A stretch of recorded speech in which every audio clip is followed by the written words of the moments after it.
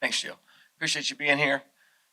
Just to, as I kind of always do, recap of the game without um, probably repeating some things, bullet points that I said after in the post game presser. But just our start was you know,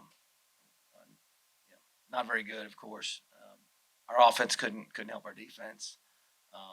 We had some tough, at least one of those series was down inside our five, I think. Um, you know, and we just, I mean, I said it, we had big eyes, in the first quarter. Um, and defensively, they were out there way too long. I think we punted five times in the first quarter, maybe six, right at, if my memory serves me correctly. And they were all 3 and out. So the defense was back up, and we knew that we were going to get, they'd have to adjust and settle in on the speed of it. They got great athletes, and the tempo of their offense. It's hard to um, assimilate in practice. But we knew there'd be some adjustment. But I thought offensively we could get some first downs, and we couldn't. Got overwhelmed at times. Uh, and then again, yes, we settled it in the third quarter, but the start was not what we're looking for. It's a big stage, and I didn't have them ready for it. You can play loud crowd noise, which we pumped the crowd noise in for 6 straight practices as loud as we could get it, to try to simulate it, and it was frustrating to the coaches because when it's that loud, it's hard to coach, but to try to help, but from a team standpoint and not splintering and fighting until the end, our guys certainly did that, and I know that's not our goal is to win the game. Everybody understands that. But our guys, they fought, and we're disappointed with the turnovers. I've commented on that, and we're just offensively, we've got to find a way to take care of the football.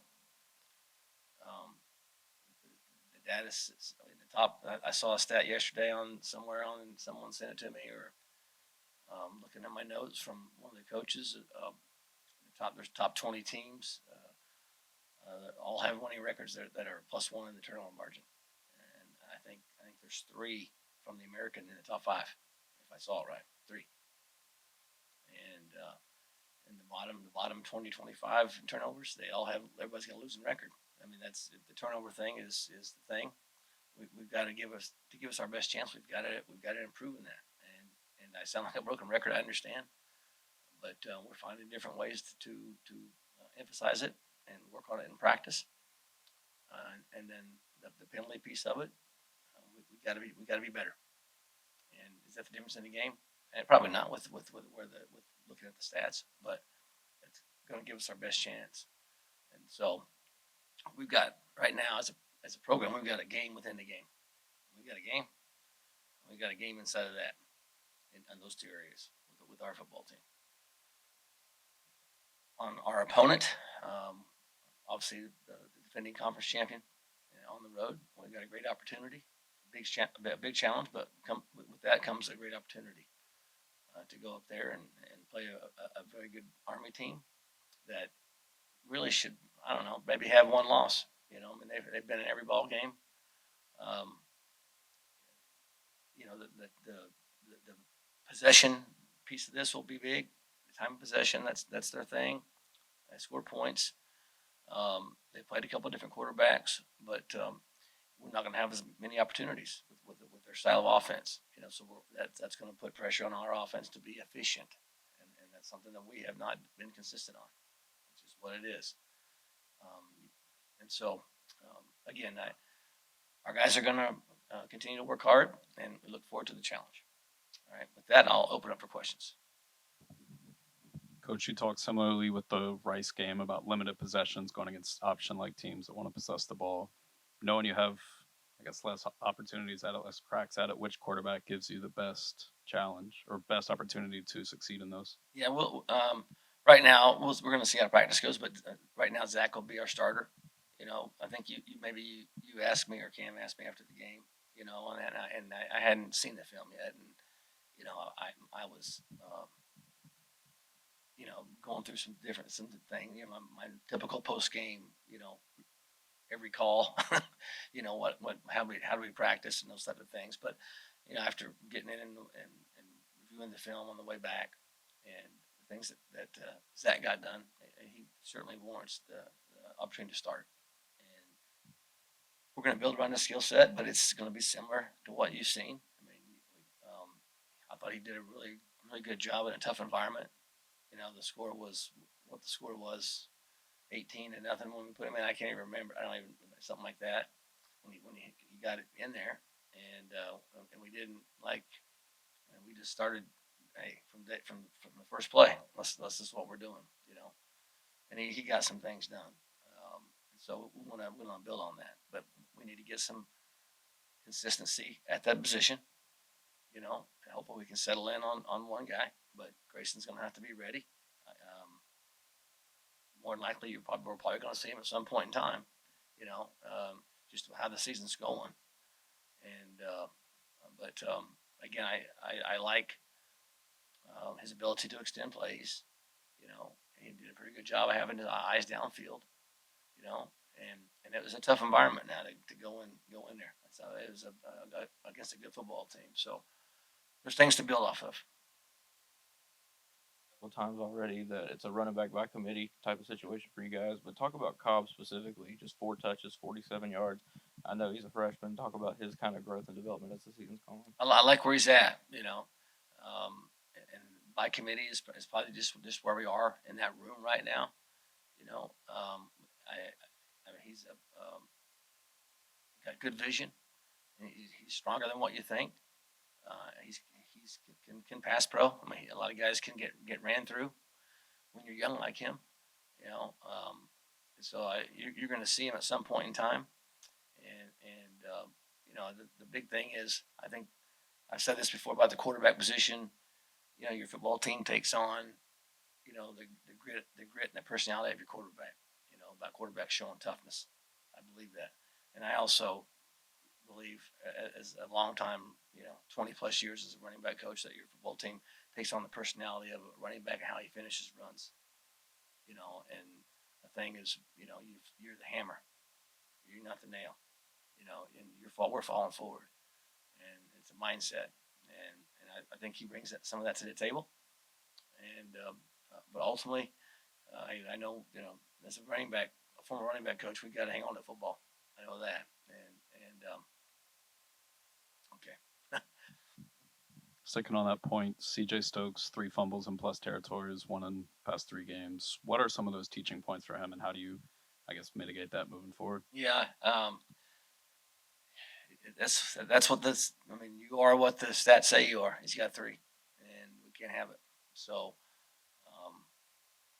it's we're gonna have to. We're gonna play some other guys. That's why you saw Mr. Cobb in there. That's just how it is. And just specifically, I know the offensive staff has gone back and watched it. I mean, I don't know if it's pad level. They've talked about his pad level. He goes in and he's not square.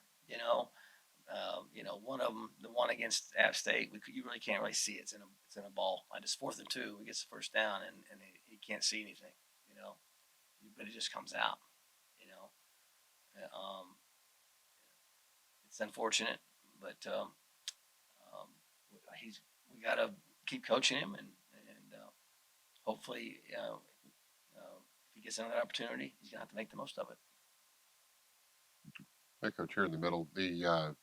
I know you talked about the giveaways, but you guys also had 4 takeaways against South Florida. What are you seeing out of your defense? And you talked about mindset, and are they buying into that mindset that you want to see from them? Absolutely, and I really appreciate the question. I should have referenced the turnovers from the defense. I think I did after the game in the post game presser, but absolutely, and that brought a tremendous amount of energy to our sidelines. We have not up to that game against South Florida had not had any, other than 4th down stops, but we got a chance to break out the turnover belt,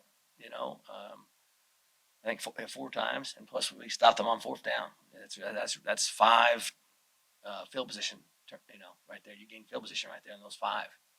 And what we need to have happen is you have five and you don't have any offense. You don't, it's a wash. And that's where I mean, I feel terrible to say, but my body language, my shoulders are, body language isn't very good because it breaks my heart. But defensively, absolutely, we want to build off of that. And now, Army, obviously, they don't throw the ball as much as what we saw from South Florida, but when they do, it's all eyes on deck. Not all hands on deck, all eyes on deck, because we're gonna have to be eye discipline and things like that. But back to the building off of it, yes, we want to build off that, yes, sir. As far as you just kind of glossed on Army, the takeaways are tougher to get there because they do just run and run and run and run. Emphasis on punch outs this week. Wrap up first, then punch. I mean, what's the coaching point there? I think the first thing is going to be assignment. Assignment. What's your assignment on defense? With what our call is versus what's happening with the backfield and the formation and the blocking scheme. Who's got dive? Who's got quarterback? Who's running? Who's got pitch? And then our eye discipline on the play action. So we'll start there. But we're not doing anything differently as far as how we strip. I mean, it's we do it every day. We do it as a team on Fridays. Their style of offense, again, that you're going to have limited possessions. I think the Kansas State game, Kansas State ran three or four plays in the third quarter, punted, and I don't think they got the ball back until maybe 2-minute mark in the fourth quarter. I mean, it was something like, it was something unbelievable, because they pound and ground it, and they go for it on fourth down. That's their style, man. That's what they do. So we're gonna have to stay locked in on third down because they're going. There's going to be a 95% chance they're going to go. And we'll have to continue to be, again, disciplined with when adversities. When Big Mo's not on your side, we're going to have to, not get frustrated and not have their shoulders down like mine when we're talking about turnovers and my shoulders drop. We're going to have to. Hey, I got that plays over and I got to lock into my assignment. That's when the fullback pops through there, or quarterback, fakes the pitch and keeps it up in the seam, and or he comes down the line of scrimmage and drops back. So that'll be our. There's a lot of things in there, but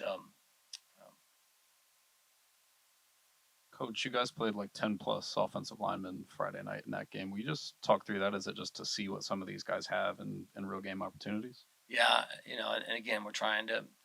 Basically, there's a penalty. We've subbed right immediately. And just try to reach these guys on playing with the right technique and how we coach it. But we played all 10. And to get guys reps, to try to find some success. And give guys opportunities. And there's some guys that have made some strides. I mean, Derek Ely is one. I think Derek's is going to be here today. And there are others. Again, Mr. Cobb, at running back, and so Randy Franklin on defense. And Caleb Irving. I think there's a lot of guys that there's got to be double-digit names that didn't play the first two games that you're seeing a lot of. And there's a lot of reasons for that. But that's all I know to do is, hey, let's get these guys as much experience as we can and coach the heck out of them. I don't know what South Florida's game plan was, but they blitzed a ton, both Loftus and Wilkie. What did you see from Wilkie in terms of responding to the blitz, knowing that you look at the depth chart, he's third string, and they're going to bring that heat? Yeah, again, they're South Florida, they're multiple, and they are basically there's twisting or movement every play, and if you call there's 5 guys at the line of scrimmage and basically what we call bear front, and they bailed and twisted, and they brought 6, a fair amount too. And so it was tough inside, tough with the guys up front, and the just blocking scheme. We pared it down as much as we could, just so we could get, because there's all the different looks. But back to Zach specifically, again, ability to move in the pocket and create. There's some good things in there. He's got to sit on his back foot, try not squeeze it on the one interception. He tries to get in and over the backer, and he can make the throw. I mean, he just made it. I just saw it 10 minutes ago on the field. I mean, almost the same thing. He got it over the guy. So he's got. I mean, he's got that gunslinger mentality, man. I mean, he's like Brett Favre. I can get it in there. I can get it in there. And that's good sometimes, but that's also, we gotta have to. He's gonna have to know when to hit the gas and not hit the brake.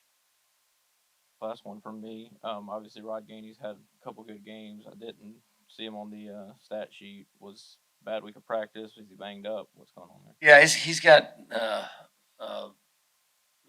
lower body contusion, and but also there was an internal thing that we had to get worked through. But he is full speed and looked good at practice today. So I anticipate us moving forward. Rod being used a lot. More injury question. How's Johnny King doing? Johnny's practiced today. He practiced 1.5 times last week, and he went yesterday, and today's Tuesday, right? So he did. We practiced Sunday, and then today he did some. So again, we're making progress. We're getting close. We're hopeful. It'll be a game time decision. We'll see how he feels and probably pregame and go from there. But we're obviously hopeful to get him back. It's been a long list of guys that are out. Other than the ones that are out for the season, how are you looking health-wise? As you just touched on a couple of guys, but are you getting a little bit closer to as full speed as you can get at this point of the season? Yeah, I mean, probably. Looks like Taz is going to be out for the year. On that. I don't mind telling you now. It's not going to affect anybody's game plan. I don't think. He tried to go last week. I think he went, less than 10 plays, and he's just not gonna. He's facing, surgery versus trying to rehab it, and tough deal. But we're hopeful to get some guys back. That's probably the biggest one right now. Would be Taz. We got some guys that are, I think you probably got your 6th game bumps and bruises that are moving slow. Because of, our defense played 2 games in one night.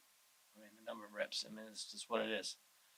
They played, 2 games in one night, and so that's very, very that's tough on your body. And our training staff and Jake Miller and his team and Miss Jalen, nutrition wise, is big on taking care of getting their bodies ready, get them ready to go to face a physical group in Army. Thank you very much. Definitely. So obviously for Caden first, a lot of differences in Rice and Army's kind of spread option offense. But for someone that's never seen Army play, will you talk about what some of those differences are and what some of your assignments are in slowing that offense down?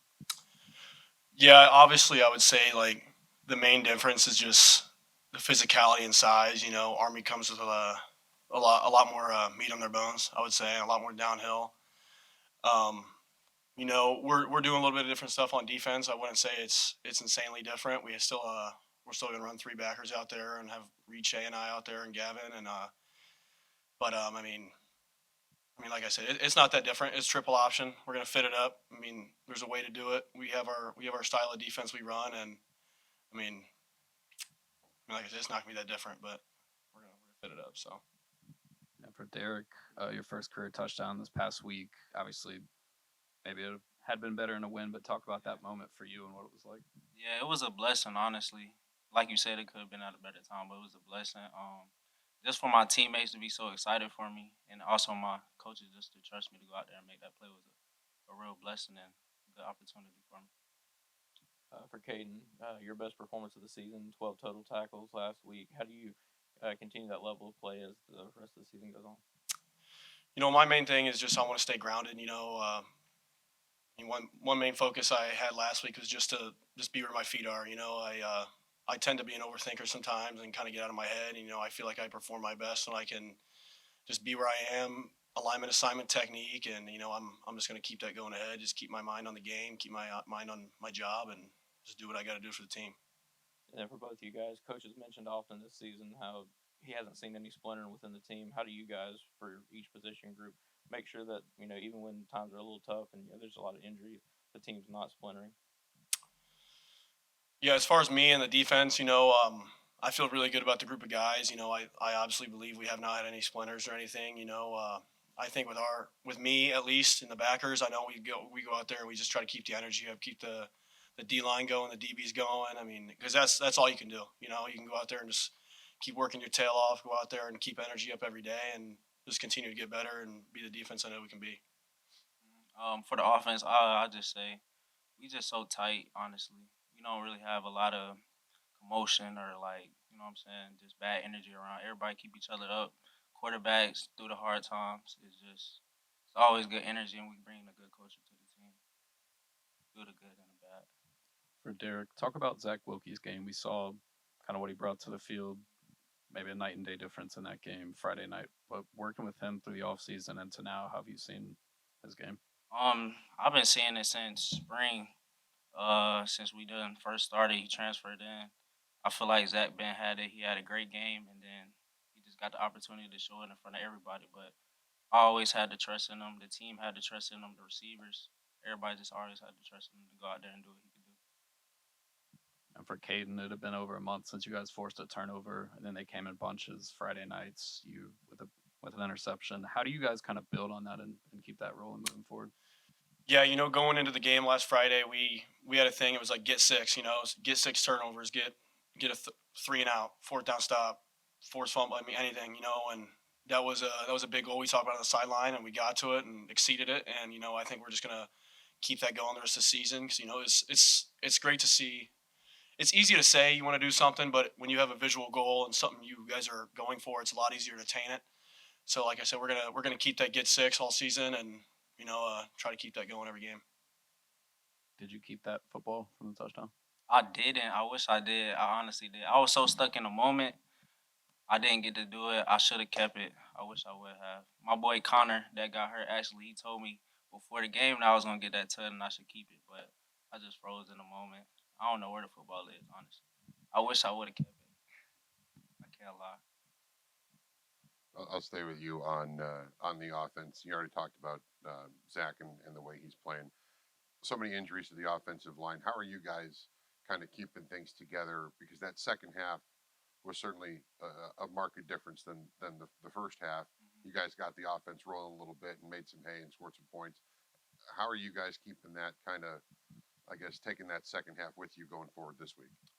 Just Zach being a leader he is, taking the offense together, bringing it, just trying to keep it high, trying to attain the offense, be better as we can going on. But like I said, we always had trust in Zach to just take control of the offense. So it was never no setback, honestly. And then for Caden, you talked about being able to fit it up this week against Army and the way that their style of offense, but kind of dovetailing off the turnovers, they make it a little bit tougher to take the ball away because they don't throw it as often as South Florida. How do you guys approach that portion of the defense? Yeah, obviously playing Army, they're an extremely disciplined team. It's a lot of guys, and I know that firsthand. I started at the Naval Academy, and I've played some of these guys before in the Army prep, Navy prep game and everything. But it's the same thing. We just got to play our brand of football. We got to continue to go out there and punch the ball, rip at the ball. These guys are gonna be holding it. They're gonna be tough. They're gonna know how to hold on to it. But all you can do is all you can do. You know, we're going to go out there and continue to rip, fight, and do what we can. Coach for Caden, Coach just talked about it was almost 2 games of snaps in that game, 100 plus with the penalties. How are you guys feeling after that moving forward? Yeah, I mean it's Division I college football, so you're going to be sore after any game. Obviously, USF's a solid team, physical team. So I mean we're pretty pretty sore, bumps and bruises, you know. But I have full confidence we're going to be good come Saturday.